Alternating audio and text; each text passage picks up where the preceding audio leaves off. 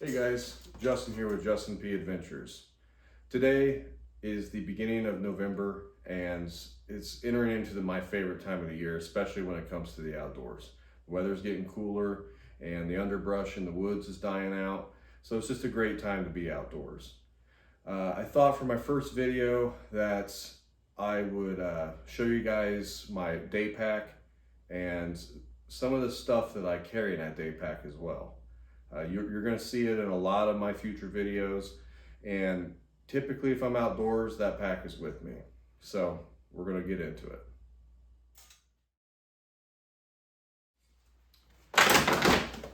All right, here's my day pack.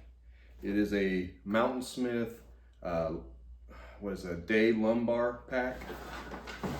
It is a 10-liter pack, and it's just an awesome pack. It's small. It can fit the majority of the things, your necessities that you need for a trip in it. And it carries really well, especially when you pair it with the strapettes that you can purchase as an upgrade, for lack of a better term. One thing I did for this pack to add a little extra capacity is I put a sustainment pouch, a U.S. military surplus sustainment pouch on the front. You know, open it up, has a drawstring on it. You can gain a good amount of extra space there. I wouldn't put anything heavy in there by any means, but it is great for, like I said, colder temperatures. You're gonna need some extra layers, gloves, hat. This is a perfect pouch for that. So we're gonna get into a little bit of what's in my pack and what I carry on a typical day trip, anywhere in Indiana and, across country. First off, hydration. I have these two US Forest Service bottles. I found one of these a couple years ago and I used it off and on, and I really started to enjoy using them. They were kind of a very pleasing drink when you're drinking water out of them. So if you come across them, they're definitely worth buying. They're only a couple bucks online, and like I said, they're pretty well built for what they are. But I'm going to continue using these and see how it is. Eventually, I'm probably going to go back to the Nalgene's, but for now I'm using these. All right, front pouch here. And you can see here, I'll kind of go through the bag as I am showing you the items inside. On this pouch, you have a large front pouch, zippered front, and there aren't many organization pockets on this pack. So that's why for all my small items, I had to come up with a way to hold them all together, so that way whenever I'm out in the woods and I need like my headlamp or something like that, I didn't have to dig through my bag for 5 minutes trying to find it. So what I did here is I bought a Osprey toiletry bag. It's just a small pouch that has a bunch of pockets and stuff on the inside, and it is perfect for all the small items I need to carry. Opening it up, you can get an idea of what it looks like. On this side here in the small pouch, I carry fire starters, just simple chemical fire starters, and I carry a couple lighters as well, Bic lighters. You can't go wrong with Bic lighters. They are just a workhorse in the outdoor field. So they are cheap to buy. Buy a pack of them. I think like 5 comes in a pack. Throw them in your pocket, your little kits. You should have 5 on you. It doesn't hurt. They don't weigh anything, and it's easy to break them. So it's nice to have backups. Moving on here, I carry some extra AAA batteries for headlamps and other stuff that requires batteries. I have some water purification tablets, so the iodine tablets, and then the tablets that chemically condition the water after treatment. It doesn't really bother me to use these, but since they come in a twin pack, it doesn't hurt to throw these in as well. It makes the water a little bit more palatable, and it doesn't look as disgusting when you do that. So great addition. They don't weigh anything, and it's just a nice insurance policy. You never know if you end up having to stay the night somewhere. It's nice to know that you can treat some extra water and drink it while you're out. I carry 2 sources of light in my bag. So I have a handheld flashlight, just a little mag light, and I carry a headlamp with me. A headlamp, by far, it should be the #1 thing if you're putting together an outdoor kit that should be in your bag. They are super useful. They now are super bright. You know, when I was younger and these were first coming out, they were just like a task light. You weren't going to get much light out of them. But now the beam on this is comparable to a high-powered flashlight like this. So it's very nice.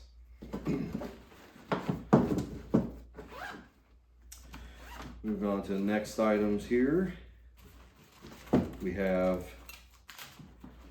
2 items in here. I have just a bundle of cord here. This, along with duct tape and a decent multi-tool, can save a trip. If you have a rip in a bag, you can use this to repair it. If you have a guy line that breaks on your tent, well, you have some more cord here to fix that guy line. One thing I highly suggest is getting a little reflective strips in them. A little easier to see at night with a flashlight. I don't know how many times I've clotheslined myself because I didn't have the reflective stuff, and next thing I know, I'm laying on the ground because of it. I have a spoon that I like to carry. This is a U.S. military surplus mess kit spoon. This usually comes, well, if you go into any surplus store, they'll have these in big containers, and they'll have fork, knife, and spoon, and they're, you know, like $1 or $2 a piece. And I love them. They're great. They are tough. They're big enough to be a serving spoon out of a, you know, Mountain House bag, but also small enough to eat with. And I always keep one with me because, you know, sometimes if you're going on long hikes and stuff, you'll bring some tuna or something like that with you, and it's nice just to have, you know, that you have your utensils with you and you don't have to buy them or make sure that you have them in there. Earlier I mentioned how a multi-tool can save a trip. This is the multi-tool that I carry. It's an old Gerber multi-tool. Pliers are one of those things that you don't think you need very often in the woods, but man, when you need them, they're nice to have. On top of that, you have items such, you know, as serrated blades, files, saw blades.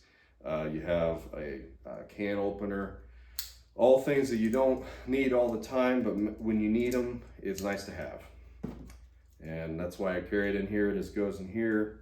I rarely get it out, but like I said, when I need it, it's right where it's right where I know where it is. I carry a very basic compass with me. Here in Indiana, it's pretty difficult to get lost in the woods. Even if you do, just walk in one direction and eventually you're going to hit a cornfield. Down south in you know, Hoosier National Forest and all that, it's a little different story. You're going to have more of a more difficult terrain to work through, and you'll want to definitely brush up on your navigation skills if you're going to be, you know, hitting that and going off trail. Then I keep a little Ziploc bag with me. It's just a nice insurance policy in case I need to waterproof something or keep something fresh. So that's the little Smalls bag I carry in my bag. We're going to move on to the next part right here. All right, moving on to the main compartment here. So you see it's a large pouch, and you can carry a good amount in here. I try not to fill this pouch with a bunch of items because, like I said, a day pack is supposed to carry the things you need, but you know, there's always something before a trip starts where you're like, I need to carry this extra piece of thing because someone's coming with me and they can't carry it in their bag or something like that. So it's nice to have a little extra space. First, we'll start out here, this little inside pouch. This is like the only organization pouch in these packs that you're gonna have. I don't carry a whole lot in them. I carry a pair of medical shears, a couple snacks, Slim Jim there, and I have a speed clip of 357 mag that goes to my pistol that's in here. Move on to the next part. Talking about that pistol, here it is, 357 mag. It's a Ruger SP 101. It's a solid pistol. It definitely kicks, but you know, one thing I like about revolvers is they're very reliable. So even if you do have this thing covered in dirt and muck, your chances of it firing is much better than, you know, a lot of semi-automatics. I know that's a debate, and I'm not interested in getting into that debate, but for me, this is what I trust the most.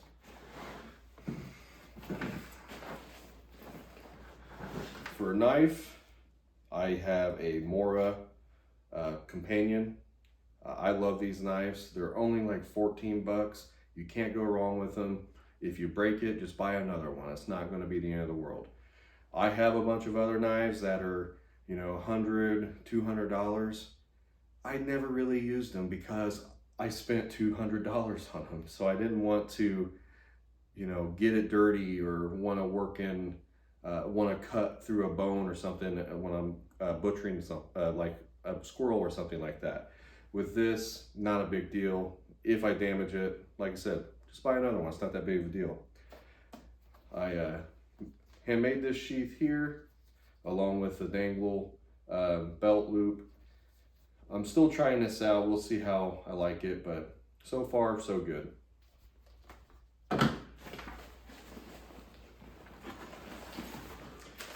All right, we kind of touched on the medical shears here in my med kit. I just keep that out because it doesn't really fit in here, but it's also used for a lot of other items. I carry an Adventure medical kit. It's the 0.9 version right here. I was a wilderness first responder when I was a guide. It was part of our requirements when I worked as an outdoor guide. We had to have wilderness medical training. Highly suggest getting one of those certifications. If you're going to be outdoors, get the wilderness first aid. It is so valuable. But what I have here is very basic. It's going to cover me and like whoever's with me, be it my girlfriend or a buddy, anything like that. It never hurts to have it. It's super lightweight, and I barely notice it in my bag. A couple items I have in here that I added extra. You can look up what's in these bags. Your basic first aid kit, you know, gauze pads, roll of gauze, moleskin, ibuprofen, allergy pills, very basic. But I keep quick clot gauze in here, help control that bleeding in an emergency. And I keep an H bandage, so basically a pressure dressing. So if you're having trouble getting, well, if you stop the bleeding on a wound, this will make sure that it doesn't start bleeding again. So this is a nice bandage, and they're military tested and approved, so you can't go wrong with them. Another item I'll carry, which isn't in this kit right now, because it's in another bag of mine, is I'll carry a tourniquet. And that's really I only really carry that when I'm hunting, because the likelihood of something worse happening is higher hunting than it is like just hiking in the woods. So I have that kind of stuff in my hunting bags. So that is the main compartment here.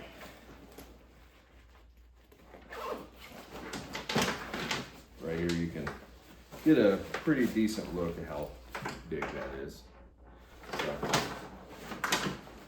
it's my favorite bag, and I take it everywhere with me. All right, so that's my bag. a lot of the items I have in here will stay in this bag like all the time. I will have this just sitting in my gear stash, and if I'm going to be going for a hike or squirrel hunting for the day or anything like that, I'll grab this bag along with a couple items, and I know that the majority of my bases are covered. I think that every outdoorsman should have something like this just ready to go. It just makes life easier. You don't have to worry about forgetting about something because it's all here. You got everything. Some of these items do touch on the 10 essential stuff, minus a few items. You know, I think that the 10 essentials is a good suggestion for people who have a lot of experience in the outdoors. They know what they can use to improvise some of those items on that list. Now, if you're new to hiking, I highly suggest getting that list and trying to fill your bag with all those items on that list. There's a reason it was created. It was to keep people safe and keep people prepared.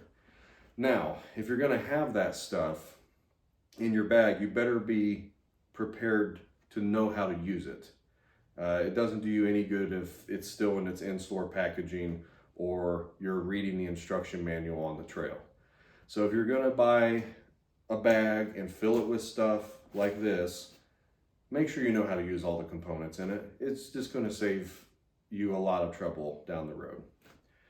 So that's that for today.